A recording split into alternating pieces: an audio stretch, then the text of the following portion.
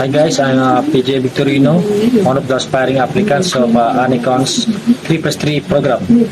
Ito ko para magbigay ng review para sa Anicon. Una yung sa experience namin sa pag-process nila. Sa una, nakakakaba, nakaka-nervyos. Pero hindi mapapansin, sa bandang huli, nag-enjoy ka na. Masaya kasi karoon ka ng maraming kaibigan, lalo na yung pagpunta namin sa Hanoi for visa interview at sa visa application. Kinabahan kami pero at the end of the day, saya-saya namin. Tungkol naman doon sa outcome ng application namin, pwede kong bigyan ng 5-star rating kasi lahat ng management ng staff nila reachable, flexible, reliable. Sa lahat ng oras, makasama sila. Sumama pa nga sila sa Hanoi para i-assist kami sa embassy ng Bulgaria.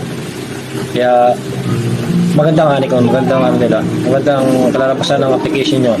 At saka nga pala, pinili ko yung 3+3 program ng Anicon kasi nakita ko kakaiba siya. Hindi katulad ng ibang agency na kukunin lang yung documents mo tapos maghihintay ka na lang ng kalalabasan.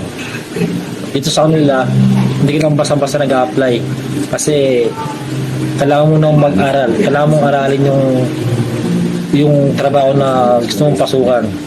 Noon pa lang mag-enjoy ka na eh.